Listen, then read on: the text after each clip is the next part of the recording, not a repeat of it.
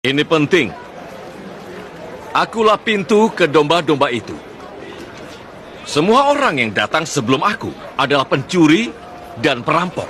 Dan domba-domba itu tidak mendengarkan mereka. Akulah pintu. Barang siapa masuk melalui aku, ia akan selamat. Dan ia akan masuk dan keluar dan menemukan padang rumput. Pencuri datang hanya untuk mencuri dan membunuh dan membinasakan. Kita tidak. Aku datang supaya mereka mempunyai hidup dan mempunyainya dalam segala kelimpahan.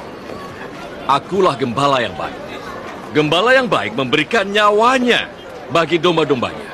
Sedangkan seorang upahan yang bukan gembala dan yang bukan pemilik domba-domba itu sendiri ketika melihat serigala datang, meninggalkan domba-domba itu lalu lari.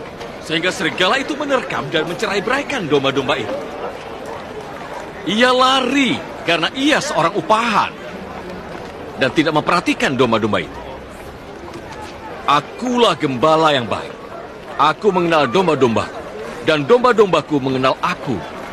Sama seperti Bapa mengenal aku dan aku mengenal Bapa. Dan aku memberikan nyawaku bagi domba-domba. Dia seperti gambaran orang yang kita cari. Kamu tahu siapa dia? Belum, aku menunggu kamu. Ada lagi padaku domba-domba lain yang bukan dari kandang ini. Domba-domba itu harus kutuntun juga. Dan mereka akan mendengarkan suara. Domba lain bukan dari kandang ini? Maksudmu bangsa lain? Mereka akan menjadi satu kawanan dengan satu gembala. Itu sebabnya Bapa mengasihi aku. Oleh karena aku memberikan nyawaku untuk menerimanya kembali. Itu tidak benar. Tidak ada kebangkitan. Setidaknya ada tindakan yang bisa dilakukan oleh manusia untuk dirinya sendiri setelah binasa. Kita harus lakukan sesuatu. Cukup. Perhatikan saja, Yudas. Tolong, panggil Syamai sekarang juga. Dia sedang berlibur. Oh, Bagaimana kita bisa perhatikan kalau mereka terus bicara dan hina dia? Yesus tidak pernah bilang harus perhatikan apa. Tidak seorang pun mengambilnya daripadaku. Melainkan aku memberikannya menurut kehendakku sendiri. Aku berkuasa memberikannya. Dan berkuasa mengambilnya kembali. Inilah tugas yang kuterima dari Bapakku. Rabi, apa Kenapa maksudnya kamu mengaku bertugas? sebagai anak Allah? Jawab aku. siapa bapamu? Bisa tolong diam? Kami mau dengar Rabi kami. Itu bukan ajaran Rabi yang dipercaya, tapi ajaran orang gila. Ingat perkataanku. Kamu akan menyesal bilang begitu. Jaga mulutmu. Kamu bicara pada anggota Sanhedrin aku. Yudas, kembali ke sini. Kamu melewatkan detilnya.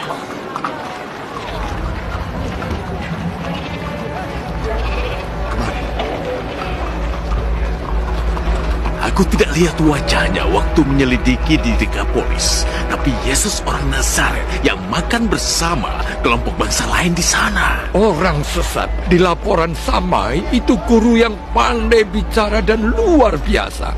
Itu kata-kata orang gila. Atau kerasukan setan. Kalau kerasukan setan, dia harus diusir dari bait Allah. Najis. Apa yang dia maksud dengan Bapakku?